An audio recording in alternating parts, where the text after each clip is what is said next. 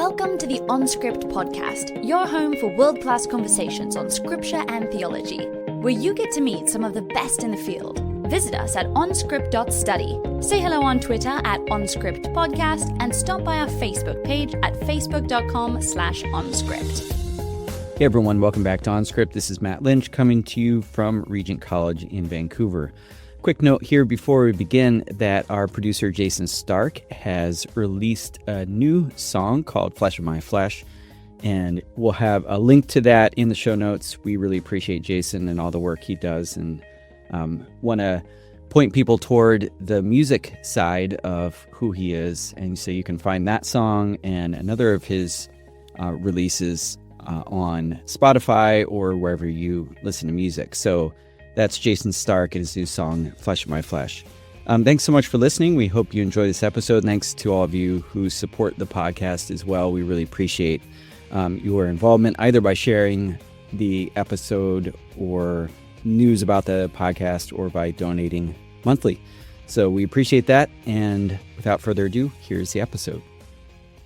Hey everyone, our guest today is Dr. Brian Toews, who was professor of Old Testament and currently professor emeritus at Cairn University in Philadelphia, where he also served as provost.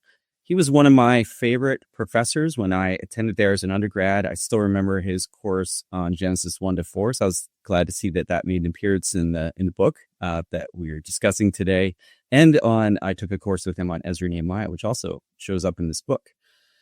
His book that we're discussing today is called Voices of the Sages, Old Testament Wisdom in Dialogue, published by McGahan Publishing in 2024. So, Brian, welcome to OnScript. Well, thank you. Thank you for the invitation. I really appreciate it. Yeah, it's really nice to reconnect with you and remember such formative classes that I had with you. I think some of the lasting impressions are your deep curiosity about the Bible, the way you taught class just with you and your VHS, and this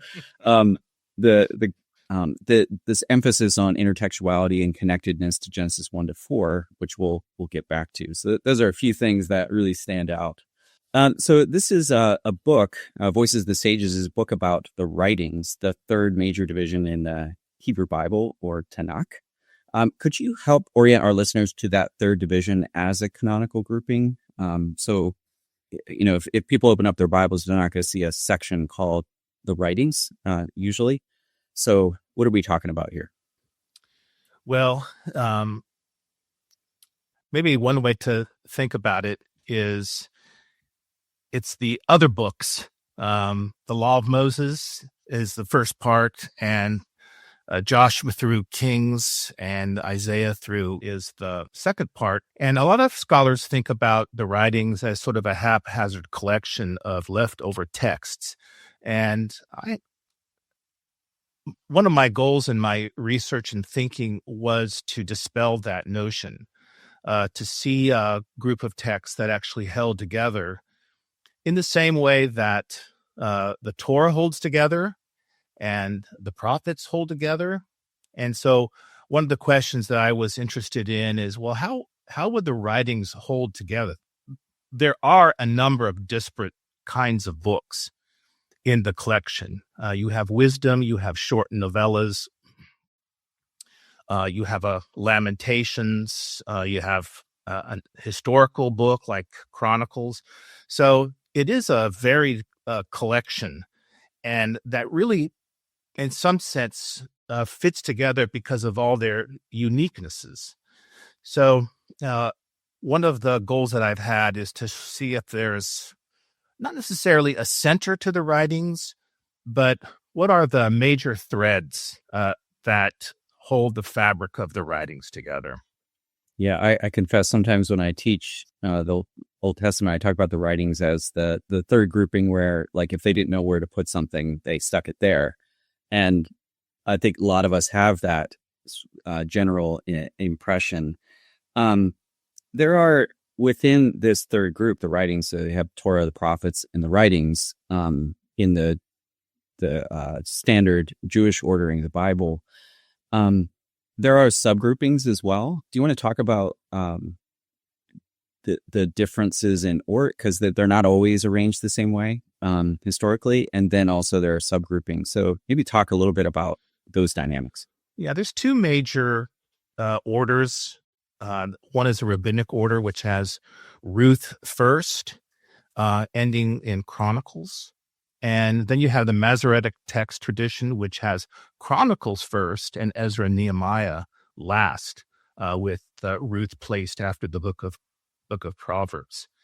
So as I began this study on the writings, I was really concerned about which order was the best or the right one. And then studying sort of the relationship of the books in serial order. And at some point, I can't remember, it might have been around the 2012 or something like that, I started thinking about that perhaps there's a different kind of way to look at these books that might actually fit the situation. Tim Stone says after the 12th century, you have this explosion of various orders of the writings. And so what that said to me is that somehow the books, they are moored together in a place.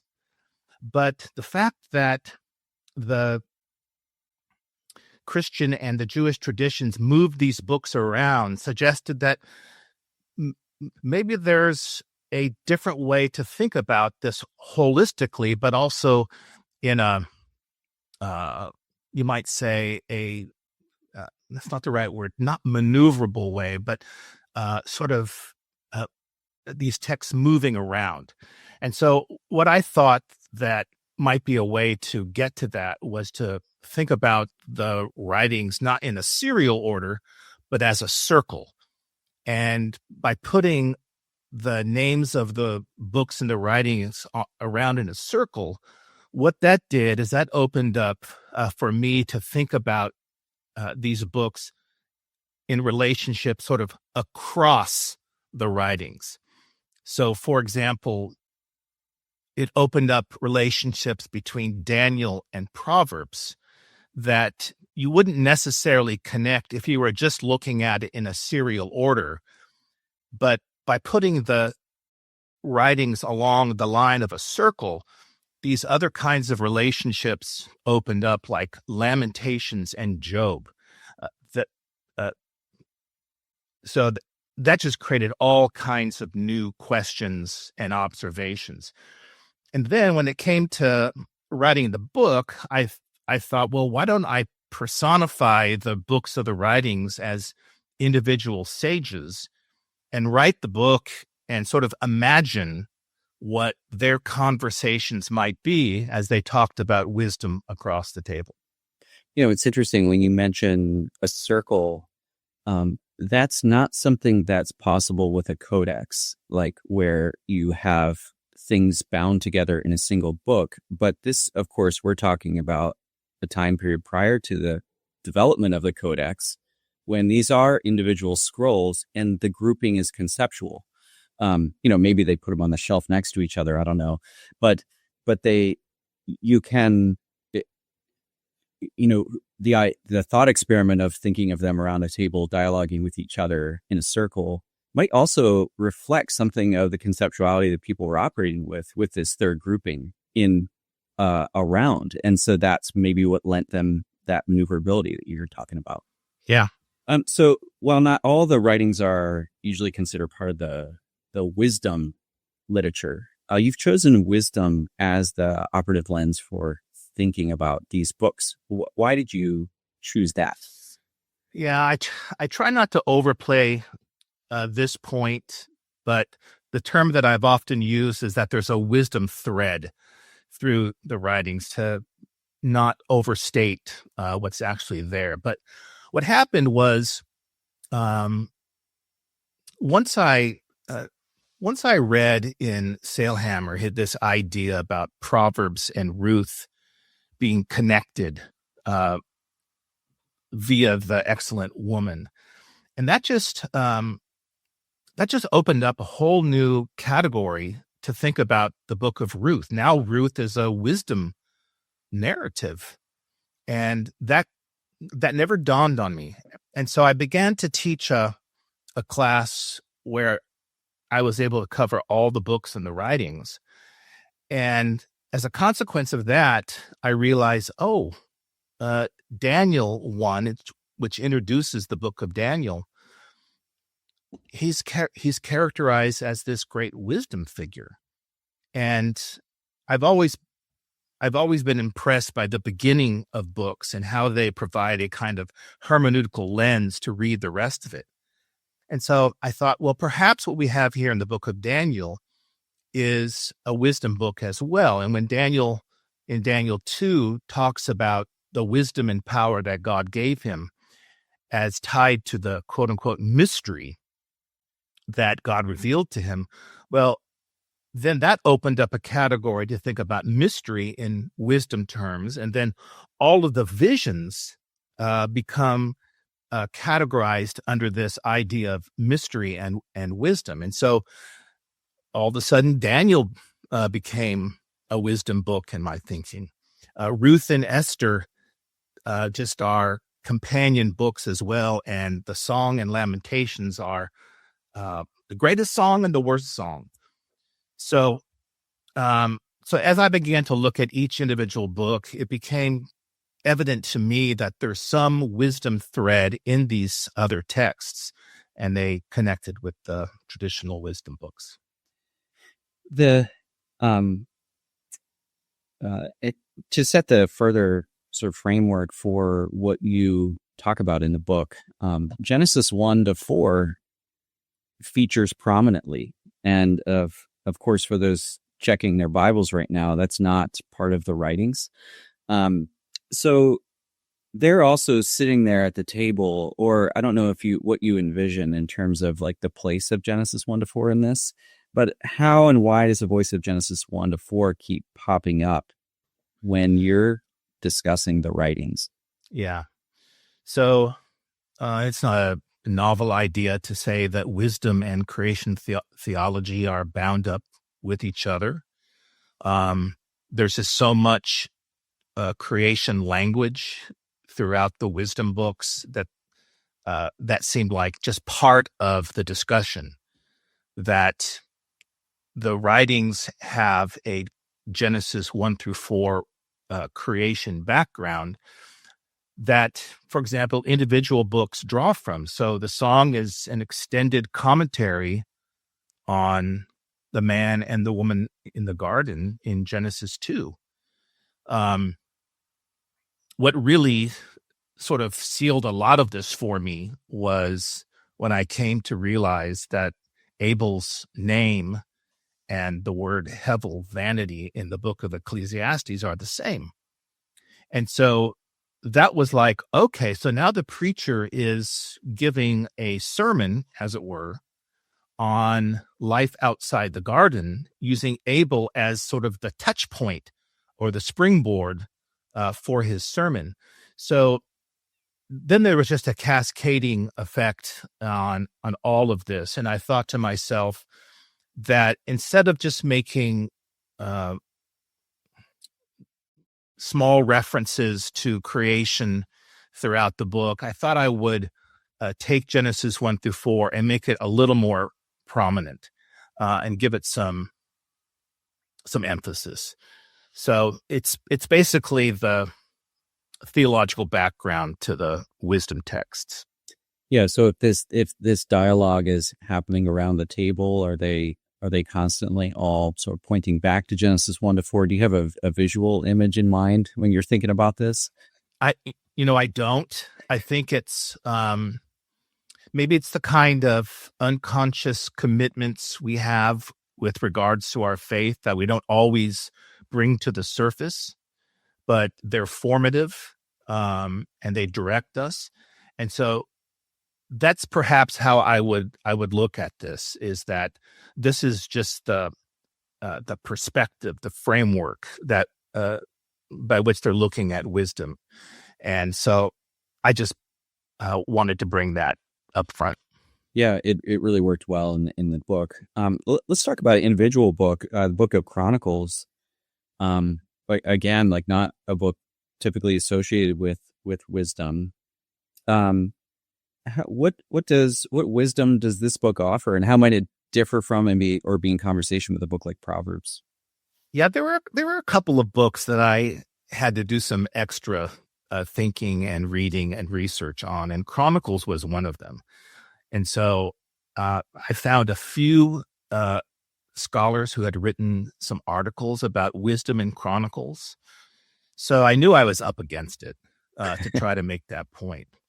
So that's why this idea of a thread helped me, because Chronicles, perhaps not the main teaching of Chronicles relates to wisdom, but there is a wisdom thread that runs through it. And primarily it's Solomon's wisdom in the temple. But what I discovered is that all the way through the book of Chronicles, there is this seek, forsake language. And I considered that as sort of baseline wisdom verbs. The wise seek the Lord, the fools forsake him. And so what I found is that the first thing that David does when he becomes king is he seeks the Lord by getting the ark and bringing it into Jerusalem. The first thing that Solomon does when he becomes king is he seeks the Lord and asks for wisdom and builds the temple. And in between, David had given him instructions to seek the Lord as when he became king. And then what happens after Solomon's death, Rehoboam, until the end of the book, each of the kings, or the majority of the kings, I should say, are talked about with respect to whether they seek the Lord or forsake the Lord. And that seems that comes up so frequently that seemed to be a major thread. And so maybe one of the lessons, and I think this might be a different way to think about our worship, one of the lessons is that seeking the Lord in worship, in community with other Christians, in prayer, and reading and meditating on his word, all of that is part of walking the wisdom path. And maybe we don't think about going to church on Sunday morning as a wisdom event, but I think Chronicles lends itself to that kind of thinking. And so you're right. Chronicles is not known for its wisdom theology, but there's a thread there, and maybe something more than a thread. Yeah, that's good.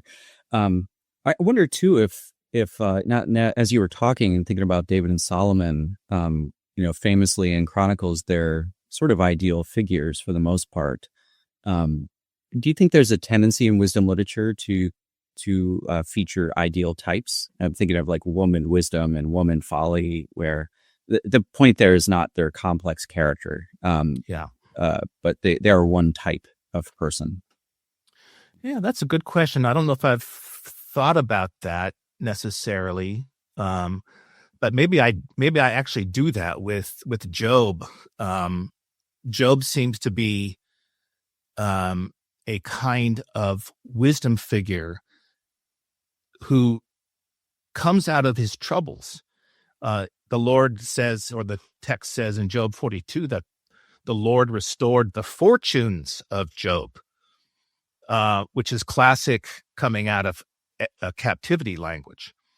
So Job could be used as a kind of model or exemplar of someone who comes out of the exile and returns to the Lord. And it's the wise that come back. Right. So Ruth might be another example of an ideal figure, a woman of wisdom, where the text historicizes the Proverbs 31 woman. So right. I probably do that more than I think. Yeah, that's interesting.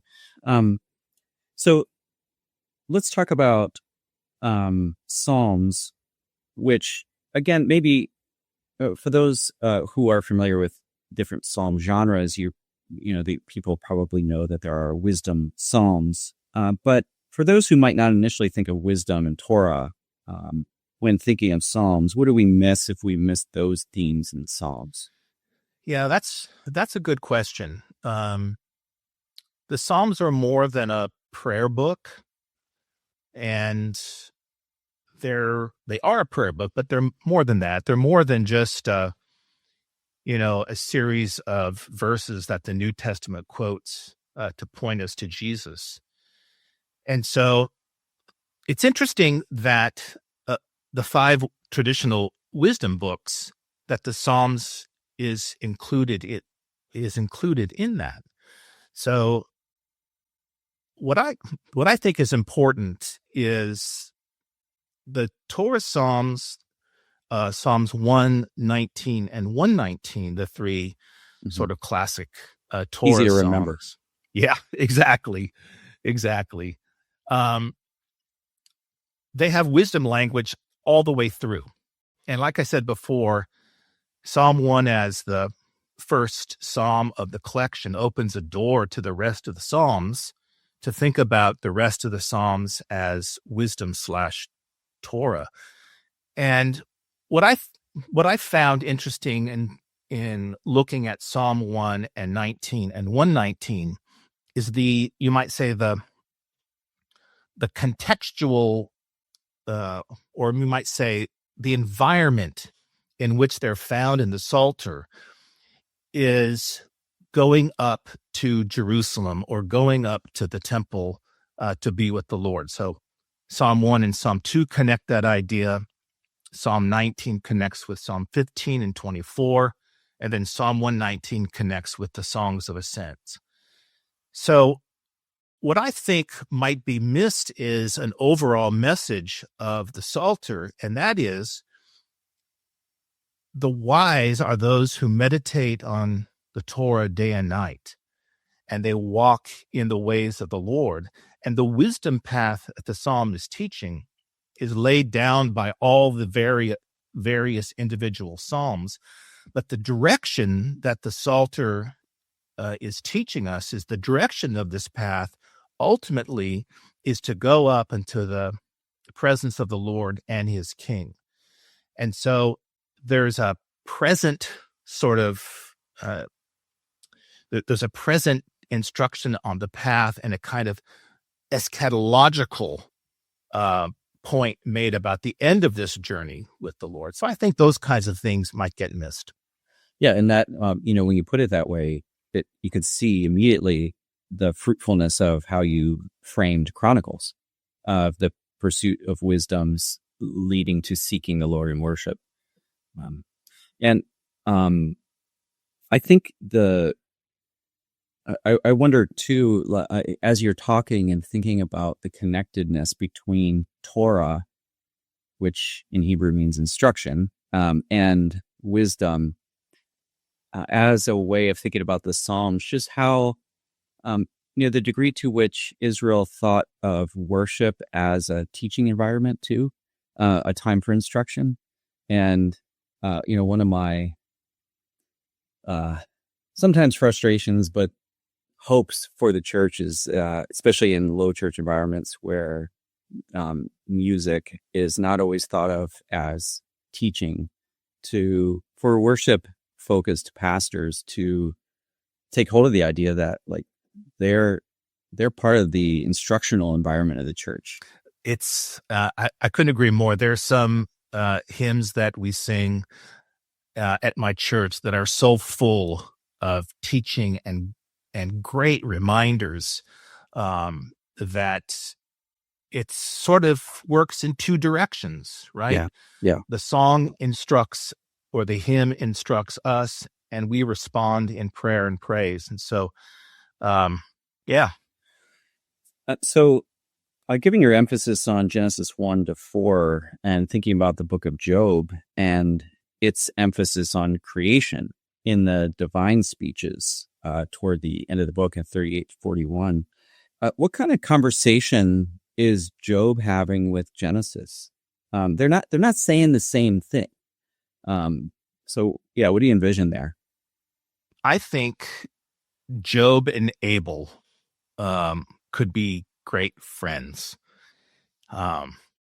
Because I try to imagine what Abel is thinking while he's on the ground bleeding out after the Lord had just approved his sacrifice and regarded him. And I wonder if his thoughts in those few moments would have been very Job-like.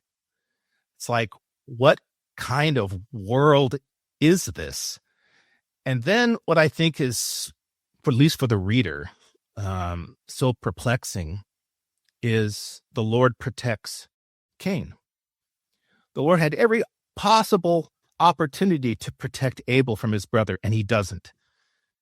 And then after Abel is dead, the Lord protects Cain, and the world seems so upside down. And like I said before, Abel is my poster child for the wise person in the post-exile. And it's as if the Lord is going to manage creation in the post-exile in an Abel/Job kind of way. And so what does that mean for us as we walk with him in this? Like Psalm 73, Asaph has the same problem. And I think it's actually one of the bigger issues in the whole of the writings. The issue of why in the world do the righteous go through so many trials and troubles and tribulations, and the wicked don't. So Psalm 73 is right smack dab in the middle of the Psalter, and I think for a reason, because it's the question. You see it in Lamentations, I think. So Genesis 4 plays a big role in my thinking, not just about Job, but about the writings. Did I say Lamentations 4? Genesis 4. Genesis 4. You said Genesis 4. Okay, Genesis 4 plays a big role in my thinking, particularly since the writings with Chronicles first and Ezra and Nehemiah last, it's sort of stamped as a post-exilic collection. That is, it's a collection of texts that meet the needs of the people of God in the post-exilic way that perhaps the Torah and the prophets can't. As you're talking about Job and Abel, I'm reminded, I can't remember if it's in chapter 16 or 19, where Job says, "O earth, do not cover my blood." And he cries out for his blood to essentially keep on crying out.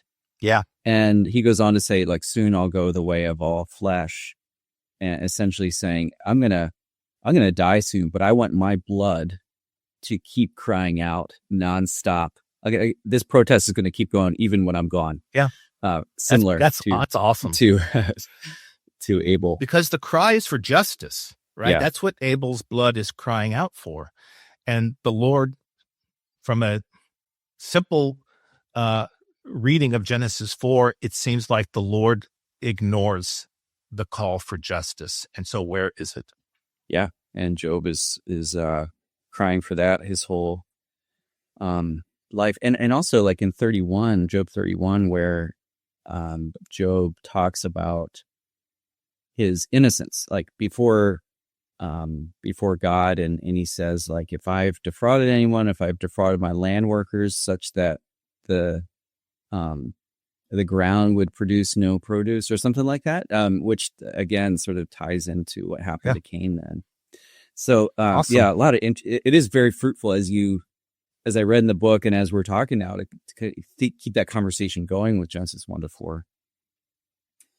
Now, perhaps out of order in the sense that I think for a lot of us, our baseline when we think of wisdom and wisdom literature is Proverbs.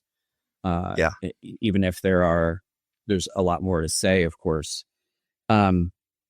What kind of reading strategy does Proverbs require? It's very aphoristic once you get past chapter 9.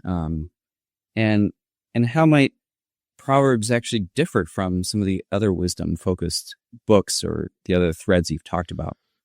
Yeah, Proverbs is a strange book for me in my thinking because people don't learn Proverbs in a book. People learn little quips and sayings and aphorisms, sort of like how they acquire vocabulary. So it's really hard to think about the time and the moment when you learned what the meaning of meditate was. It's just part of who we are, or where we learned a proverb for the first time, like "No guts, no glory." So we learn proverbs like we learn vocabulary and acquire vocabulary items, and so it's really odd, I think, to put the book of Proverbs or to put Proverbs, these wisdom sayings, in a collection of a book. It's the hardest book for me to read and to remember because of that. Yeah. Because the Proverbs seem to be detached from one another as you go from one verse to another. And I have sort of in my own mind thought about that fact of the book of Proverbs as actually reflecting our life, our daily life, as we walk with the Lord, in that so many different things happen to us each and every day, some expected, many unexpected.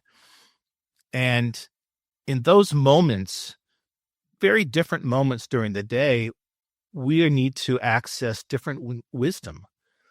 And it's as if the book of Proverbs is a kind of mosaic of wisdom that we need to draw from in all the various situations we come across. Having said that, there are places in the book of Proverbs where you do have, perhaps over the course of 5 to 10 verses, you have some repeated themes. And so I think also that there's a way to read these short little sections in the book of Proverbs and to read them collectively, not to overuse this conversation idea, but to read these short little sections where you have some thematic similarities, to put them all together and form a more robust understanding of the wisdom that the Proverbs is teaching. So the way that I've looked at this is sort of like an X, Y, and Z axis. That is, the page in front of you is the X and the Y axis. You go down a page, you go across a page. The third element, the Z axis, is reading Proverbs, proverbial wisdom through the book. And so you have individual proverbs on the page in front of you, but you need to think about those same themes in other parts of the book as well.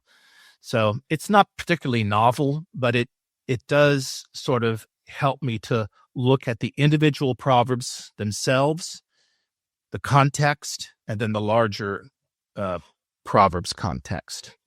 Yeah, and sometimes as you look across the book, an initially simplistic saying turns out to be quite nuanced in the sense that Proverbs might come back to the same theme and see it from a different angle.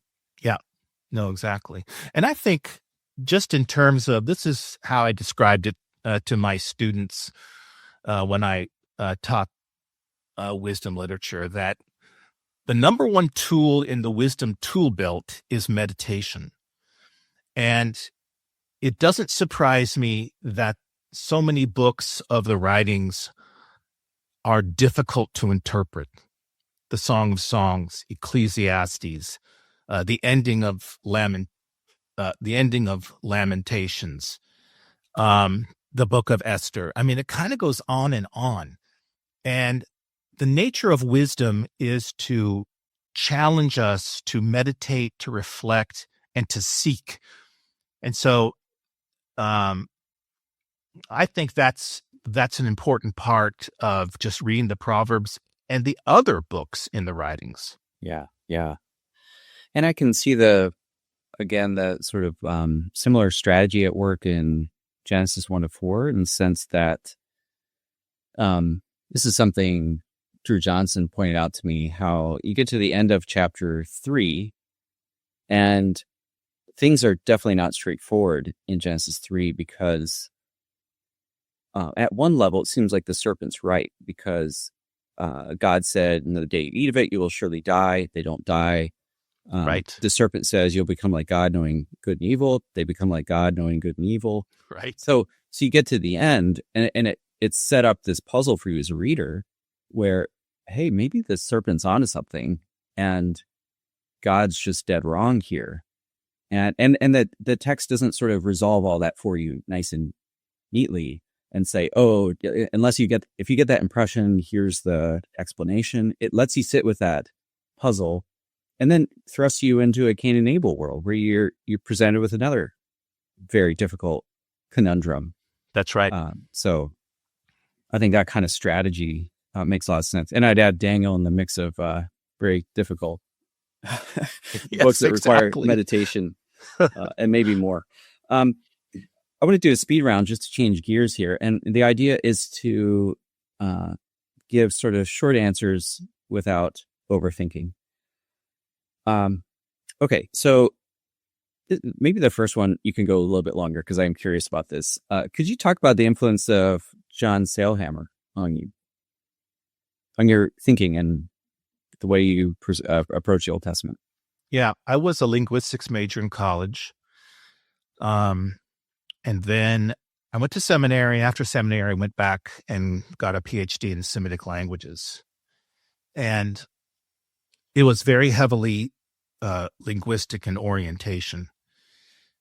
And so one of the questions that started developing in my mind is, how can I apply linguistics on a higher level, so-called text linguistics? And because I knew I was going to be involved in some kind of biblical interpretation. And so Sailhamer was the one who guided me originally to these notions of text linguistics. He also was a grad from the same program at UCLA.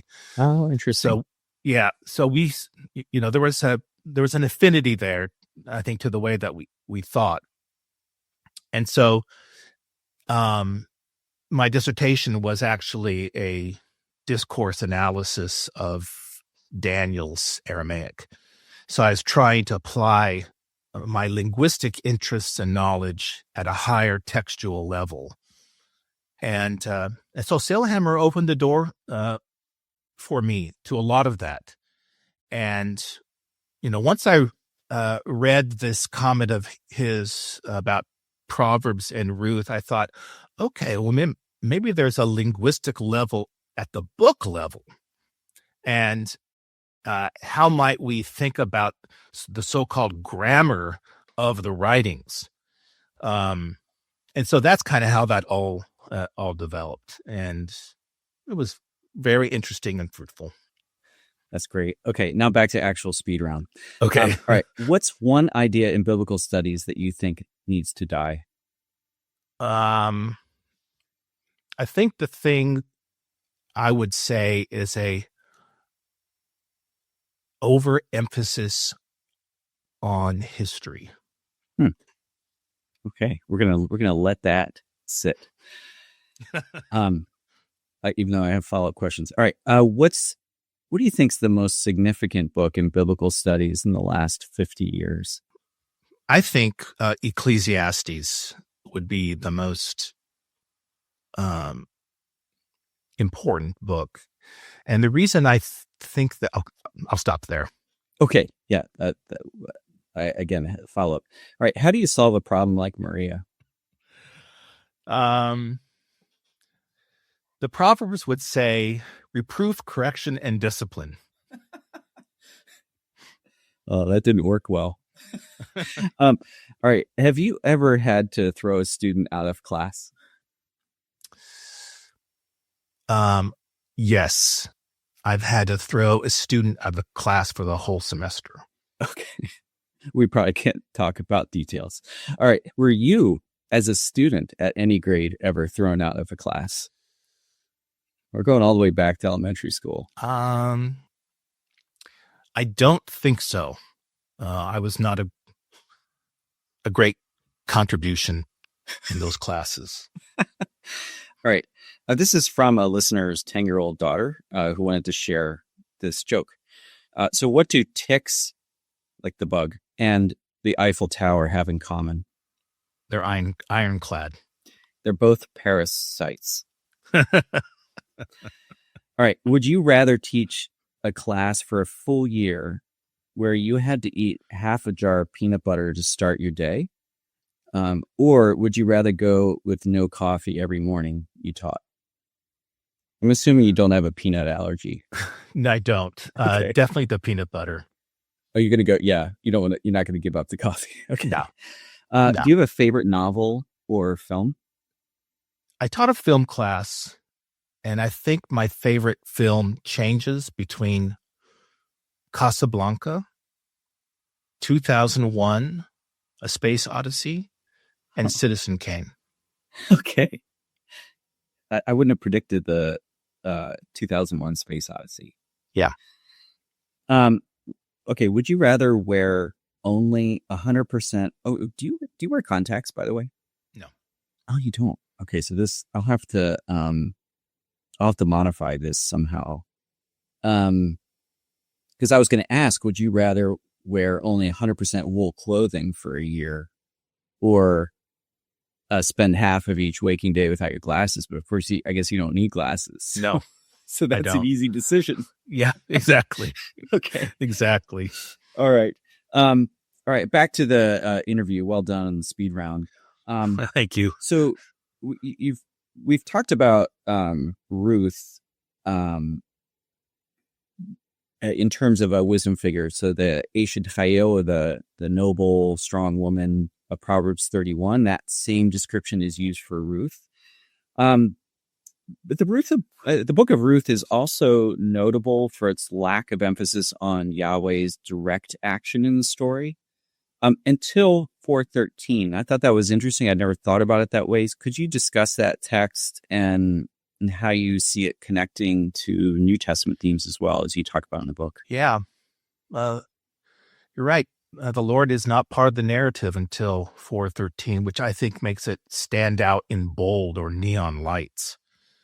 And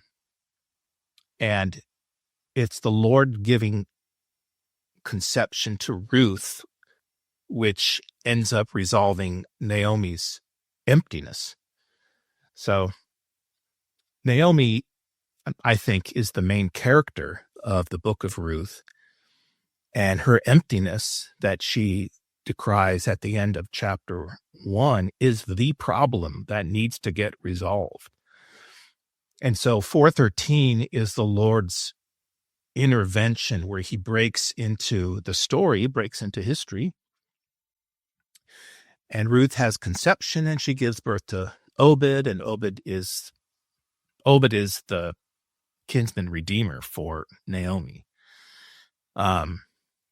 So what I think is interesting in terms of the New Testament, I should say what I think is interesting about that verse, it's a very unique way to describe the Lord giving conception to a woman. In fact, it's the only time in the Old Testament where it says the Lord gave a woman conception. So it's interesting in the book of Ruth because it stands out as God intervening, and it's a unique and interesting way for the Lord to give a woman conception, leading to a savior type. So when I come to the New Testament and think about what the Lord does to Mary, it seems to be like a typical New Testament escalation of a type. That is, this unique birth to Ruth. The New Testament just takes this to the ultimate end where Mary is virgin born. And Mary gives birth to Jesus. And the book of Ruth ends with this Davidic genealogy. And so what I think is perhaps interesting is that it sets the picture of the Lord breaking into history, giving conception to a woman, and the child is going to be a servant. That's what Obed means. The child is going to be a servant to redeem not just a woman or a line, but to redeem not just Israel, but to redeem the whole world. So the typology of Ruth at the end is just, there's an escalation to the ultimate end in terms of the unique virgin birth and Jesus, the result of Jesus' works as servant of the Lord. Yeah, I thought that was really fascinating. And I think, by the way, for listeners, this is something that Brian does across the book, and each book makes these New Testament connections. So if you enjoyed that, stay tuned for more in the book. The book of Song of Songs notoriously does not mention the name of God, at least directly. So does your conversational approach lend the book a more theological color, in the sense that by seeing it in a conversation with books that are overtly theological, does it flow back into Song of Songs, or does it stand out with Esther because of that notable absence? Like, are we to let that be what it is and not try to overly theologize it? Well, in general, I think absence is a key feature of the writings as a whole. Esther, the Lord is absent. Song of Songs, he is absent. How many times do you read in the Psalter where David or the psalmist cries out, "Where are you, Lord?" Job constantly is saying, just get your hand off my back so we can have a conversation because I can't get to you. And so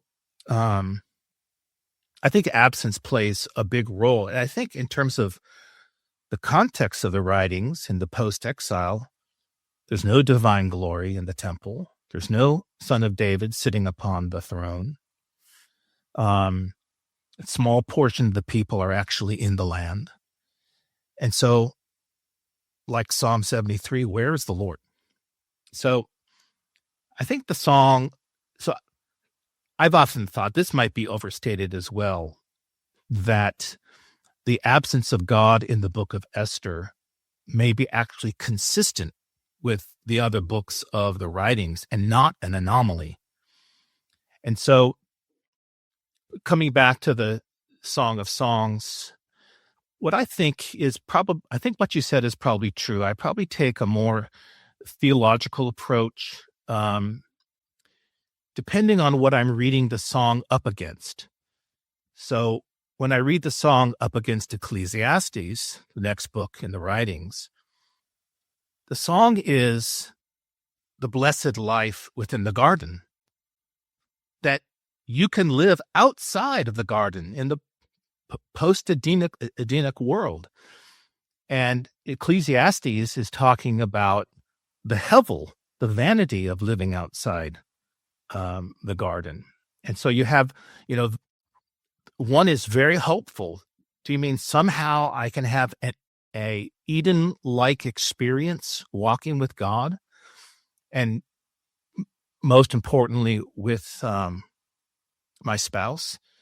So you put the Song of Songs up against the book of Proverbs and Lady Wisdom, and all of a sudden the song becomes a picture of the passionate pursuit of wisdom, that pursuing wisdom isn't mundane. It's not sort of your average experience. It is something heightened and passionate. And Lady Wisdom has the most verses in the song. And both the man and the woman pursue each other.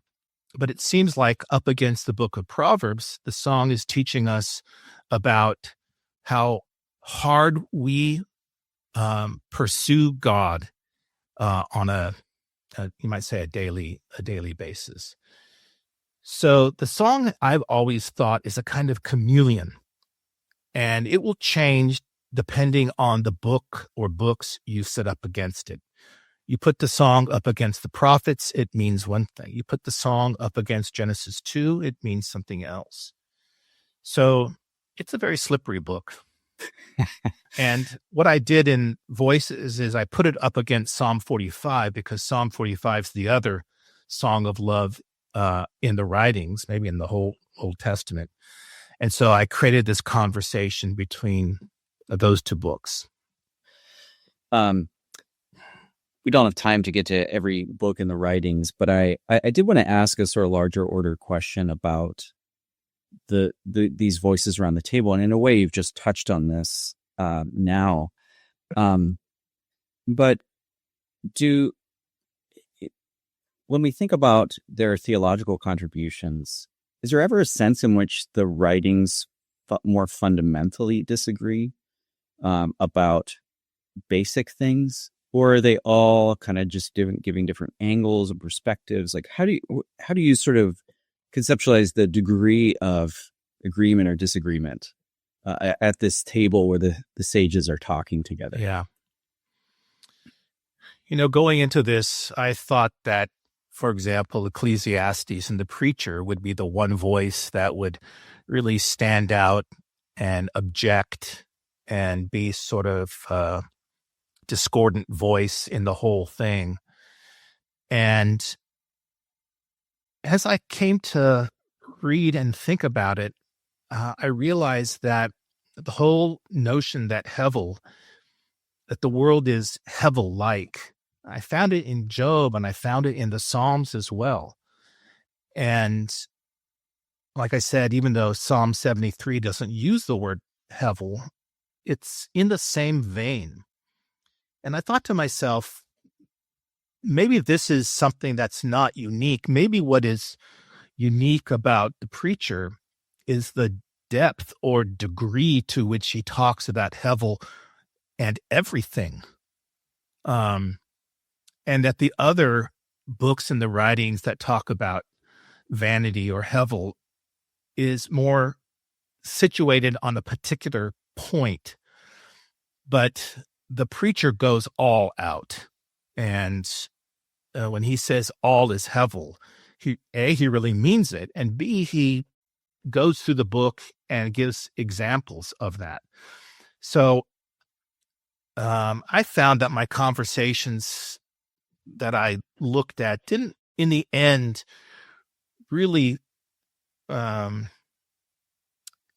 down to arguments, so to speak. But maybe different sides of the same coin. Like Job says in Job 28 that the fear of the Lord is wisdom.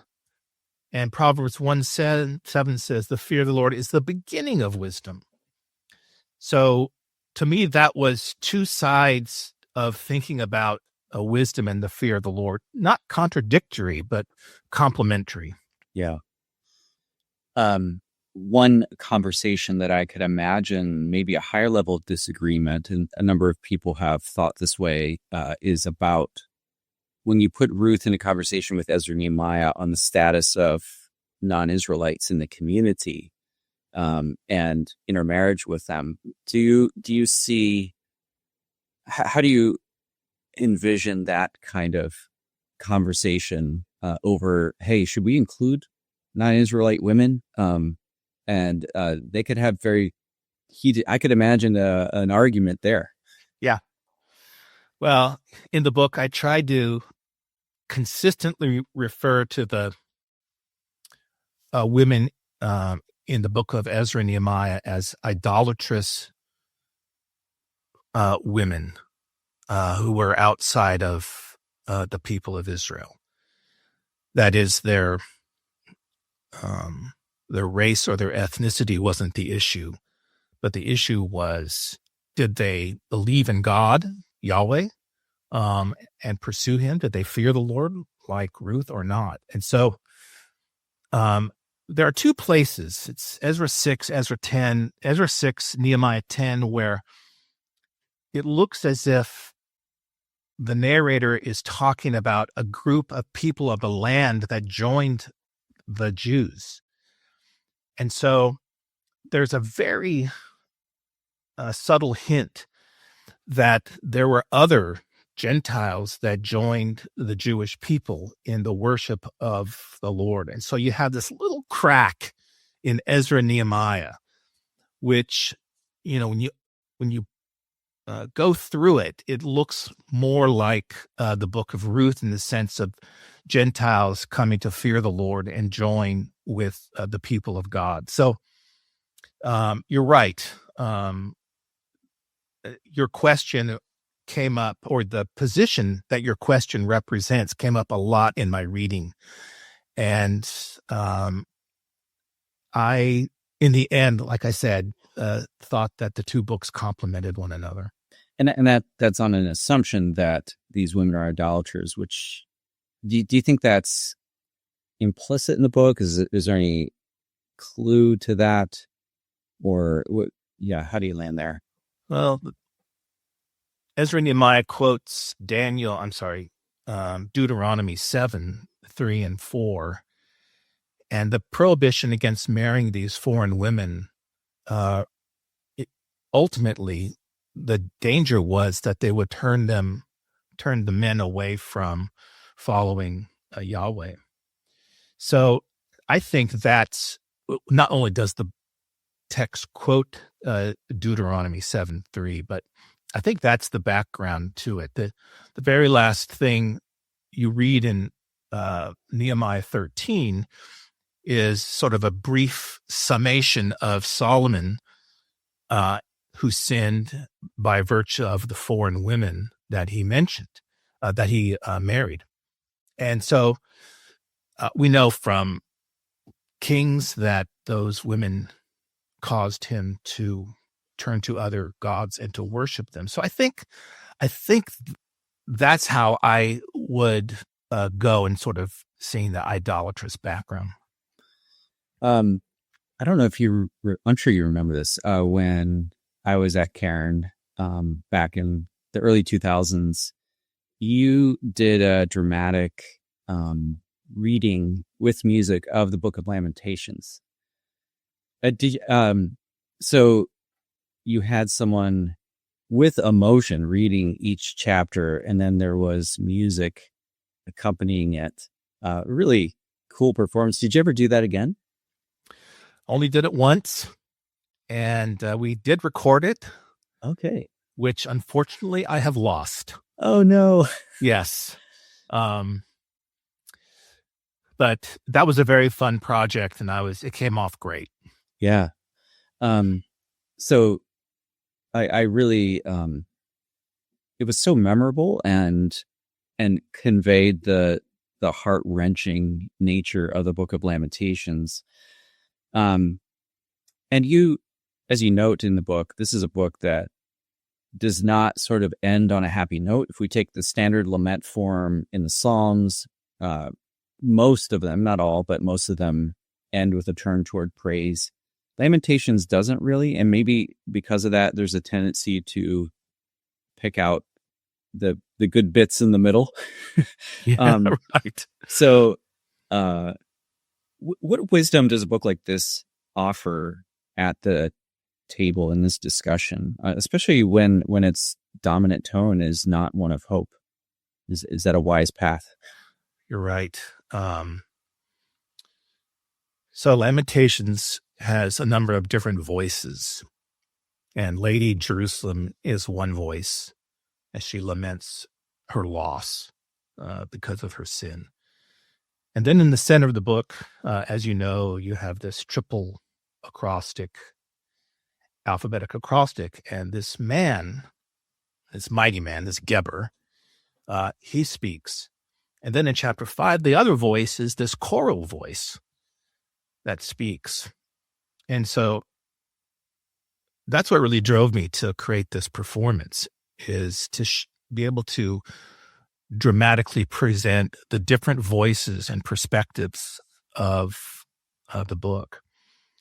And I really struggled with that when I wrote the chapter on Lamentations, because you can't discount great is thy faithfulness in Lamentations 3.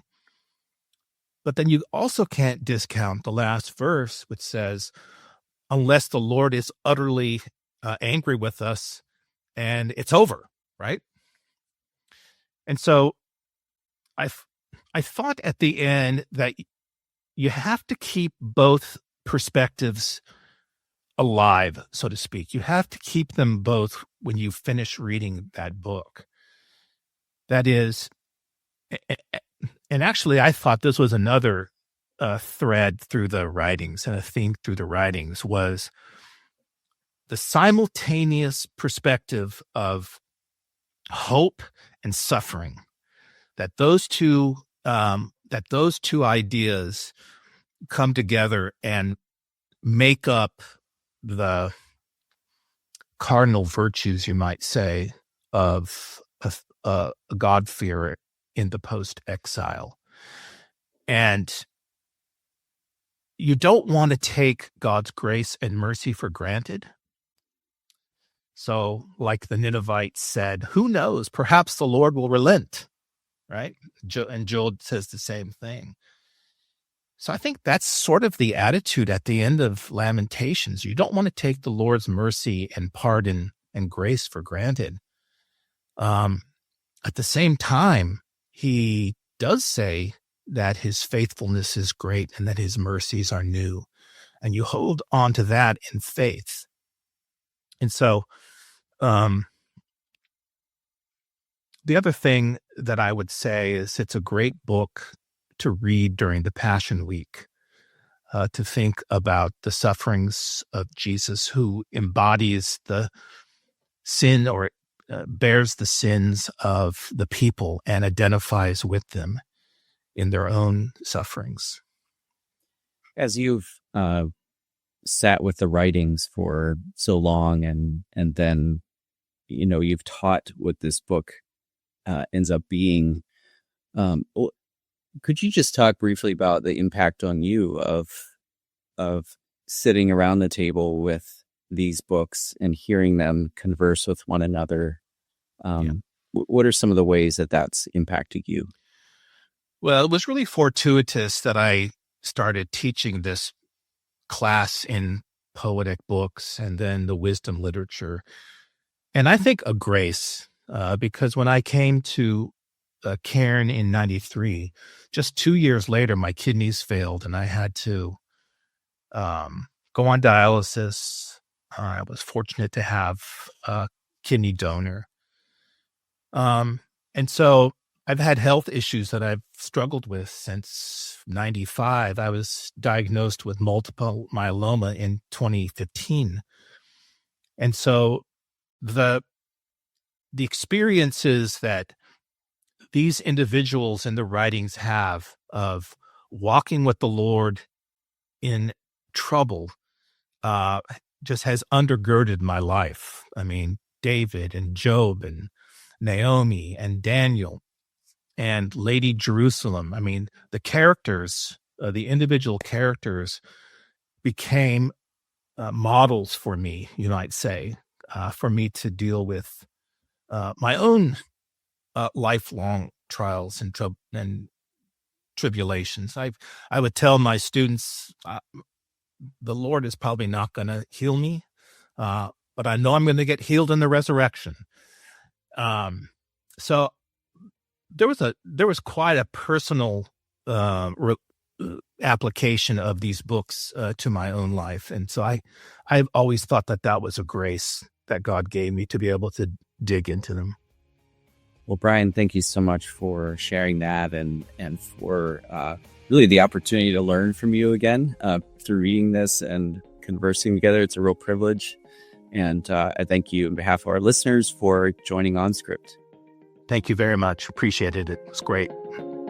You've been listening to OnScript, delectable conversations on scripture and theology.